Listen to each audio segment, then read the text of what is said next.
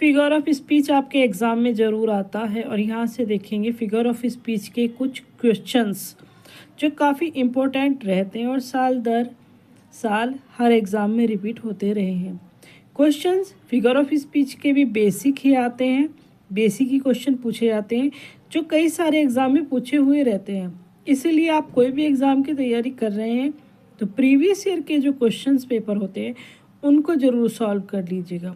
जो आप वो भी जो इंग्लिश लिटरेचर से रिलेटेड होते हैं, ग्रामर से रिलेटेड होते हैं, कई सारे जो प्रैक्टिस सेट हैं या जो एग्ज़ाम पेपर हैं पहले, उन्हें ज़रूर कर लीजिएगा प्रैक्टिस, क्योंकि वहीं से क्वेश्चन जो है आते हैं और 50% पेपर ये प्रीवियस ईयर में से ही क्वेश्चन जो है आ जाते हैं। यहाँ पर हमारा पहला क्वेश्चन फिगर ऑफ स्पीच से रिलेटेड होता है कि what is the device called by which non human and non living nature is credited with human emotions. वो डिवाइस कौन सा होता है जहाँ पर नॉन ह्यूमन जो होते हैं और नॉन लिविंग थिंग्स होती हैं, नेचर्स होते हैं, उसको ह्यूमन इमोशन से बोध कराया जाता है, जोड़ा जाता है या बताया जाता है। तो इसका आंसर है पैथेटिक फॉलिसी। दयनीय स्थिति जब दिखाई जाती है किसी भी लाइन में जो पोइट्री या पोइट लिखता है उसमें पैथेटिक फॉलिसी नॉन ह्यूमन और नॉन लिविंग नेचर को ह्यूमन इमोशंस की तरह दिखाया जाता है। पैथेटिक फॉलिसी।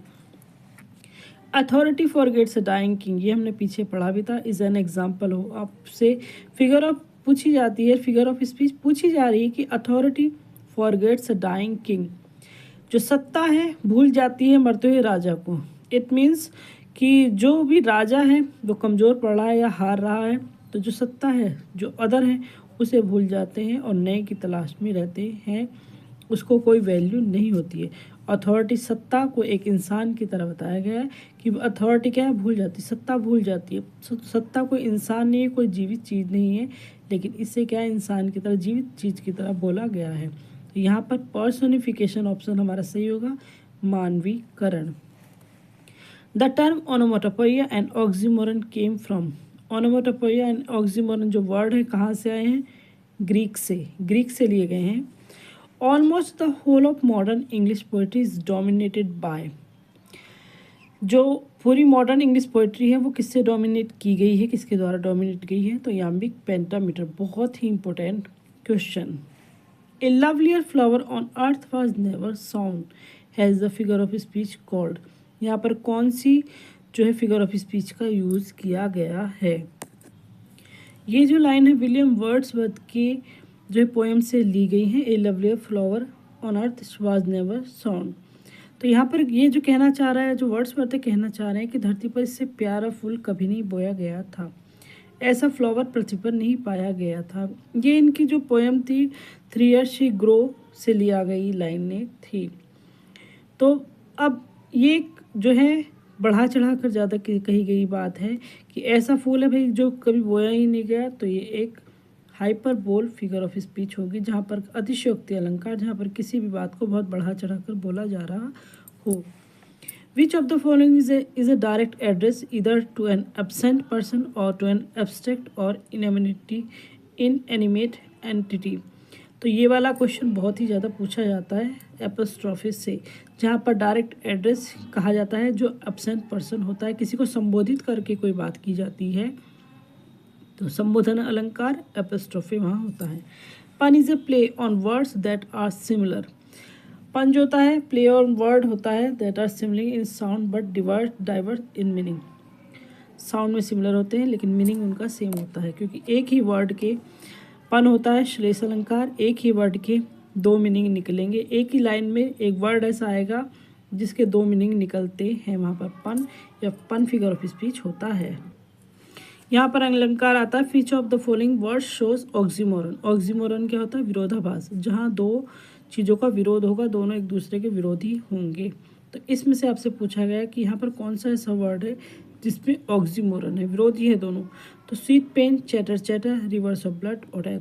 तो यहाँ पर आप सिंपल समझ सकते हैं, अगर आप ऑक्सीमोरन को समझ गए हैं तो स्वीट मीन मीठा और पेन मीन होता है दर्द, मीठा भी और पेन भी है दर्द, तो दोनों यहाँ पर विरोधी हैं एक दूसरे के। तो यहाँ पर पहला ऑप्शन हमारा ए ऑप्शन जो है सही होगा। Which figure of speech is employed in this line, o wild west wind thou breath of atoms begin being. तो यहाँ पर पर्सनिफिकेशन अलंकार इन्होंने दिखा रखा है, लेकिन अगर हम डेफिनेशंस के अकॉर्डिंग देखें तो इसमें पर्सनिफिकेशन फिगर ऑफ स्पीच भी है, एपोस्ट्रोफी भी है, दोनों ही जो है फिगर ऑफ स्पीच यहाँ पर होंगी। इसके अलावा इसमें एलिट्रेशन जो है फिगर ऑफ स्पीच वो भी होगी। तो तीनों ही के अकॉर्डिंग सही है, लेकिन मेन पहले हम वरीयता देंगे पर्सनिफिकेशन को यहाँ पर जो इम्पोर्टेंस दी गई है इस बुक के अकॉर्डिंग, हालांकि एपोस्ट्रोफी भी अपनी जगह सही होगी। तो सिंपली पर्सनिफिकेशन मानवीकरण किया गया है, O wild west wind the breath of autumn's being. तो यहाँ पर पर्सनिफिकेशन को यहाँ इम्पोर्टेंस दी गई है। In the following statement which figure of speech use, यहाँ पर कौन सी फिगर ऑफ स्पीच यूज की गई है?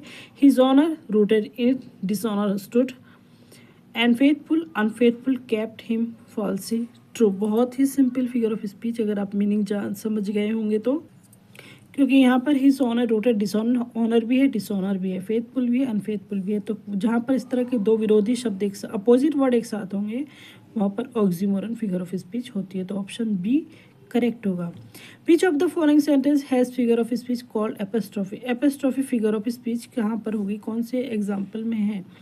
तो देखिए क्वेश्चन आपसे मैंने कई बार कहा है, क्वेश्चन एक ही होता है, तरीका अलग तरीके से पूछ लिया जाता है। अब एपोस्ट्रोफी का आपको मीनिंग पता है, उसके एग्जाम्पल मेन पता है, तो आप आसानी से समझ लेंगे कि ऑप्शन सी जो है वो करेक्ट है। O death where is thy king. O death यहाँ पर एपोस्ट्रोफी क्या होता है? जहाँ पर किसी को संबोधित करके बात की जाती है। तो हम यहाँ पर संबोधित किसको कर रहे हैं? ओ डेथ को। ओ मृत्यु वेयर इज दाई स्टिंग, तुम्हारा जो है चुभने वाला एक कांटा जो है वो कहाँ है? The use of word with humorous satirical intention so that the meaning is directly the opposite of what is said। तो जब satirical एक हम व्यंग्य रूप से कह रहे हैं, किसी का मतलब मजाक बना रहे हैं, कह कुछ रहे हैं और कहना कुछ और है, डबल मीनिंग में बात कर रहे हैं, लेकिन उसमें व्यंग्य है, तो वहाँ पर आयरोनी जो है होता है। ऑप्शन ए करेक्ट होगा। नेक्स्ट क्वेश्चन आता है, what is a literary man और writer of literary works term as literature. ये क्वेश्चन आपका फिगर ऑफ स्पीच से रिलेटेड नहीं है, लेकिन यहाँ पर ये दे दिया है कि what is a literary man. Literary man जो था और a writer of literary work term as, जो लिटरेरी मैन होता है या लिटरेरी राइटर जो होते हैं उन्हें क्या कहा जाता है? तो वो लिटरेचर साहित्य से संबंधित होते हैं, लिटरेचर उन्हें कहा जाता है। स्पेलिंग को ध्यान से देख लीजिएगा। Life is water walking shadow, बहुत ही important example, is an example of कौन सी फिगर ऑफ स्पीच है? Life is but a walking shadow. तो यहाँ पर मेटाफर फिगर ऑफ स्पीच होगी। The snake are hissing and the bees are buzzing, जहाँ पर साउंड होती है, किसी भी चीज़ की आवाज़ के बारे में बात होती है, तो वो होता है वहाँ पर ओनोमेटोपोइया।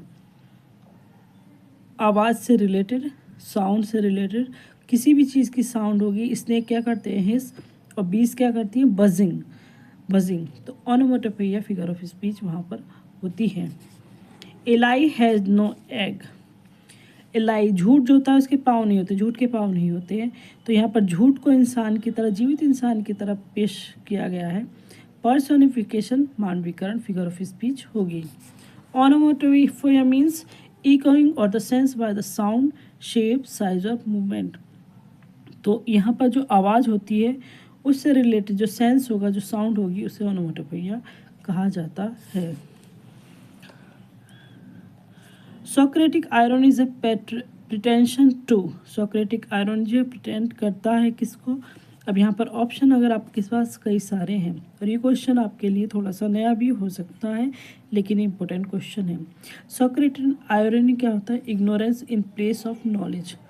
Ignorance in place of knowledge, जो नॉलेज के क्षेत्र में अज्ञानता का होना।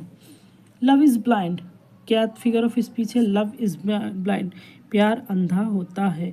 तो अंधा होता है, इट मीन्स प्यार जो एक भावना है, एक फीलिंग है, उसको अंधा बताया गया है, जबकि कोई जीवित चीज़ नहीं है, एक भाव है। तो पर्सनिफिकेशन फिगर ऑफ स्पीच यानी कि ऑप्शन सी हमारा करेक्ट होगा।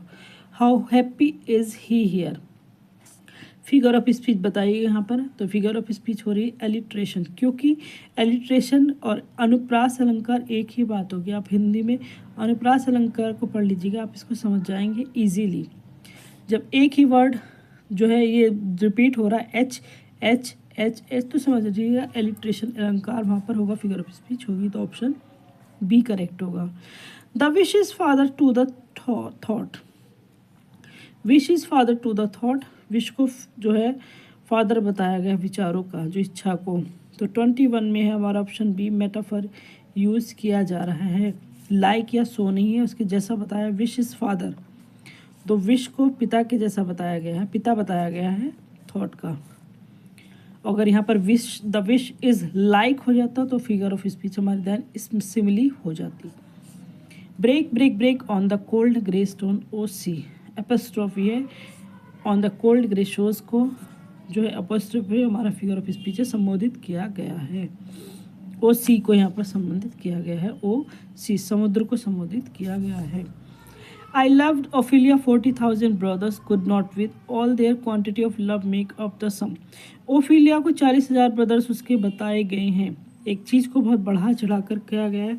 ओफेलिया विलियम शेक्सपियर के प्ले की हीरोइन है, तो बढ़ा चढ़ा कर बात कही गई है। It means hyperbole figure of speech यहाँ होगी। नेक्स्ट क्वेश्चन है she floats like a laugh from the lips of a dream, she floats like a laugh from the lips of a dream, यहाँ पर हमारा फिगर ऑफ स्पीच होगा, sorry Simli, simple सा है, like यहाँ पर दे रखा है, she floats like a laugh, simile like so as होगा तो आपको कुछ नहीं देखना, वहाँ पर सिमली फिगर ऑफ स्पीच होता है। लाइफ, लाइफ एपोस्ट्रोफी का मार्क यहाँ पर आ रहा है, तो सिंपल आपके लिए हो जाएगा mark of apostrophe, apostrophe figure of speech.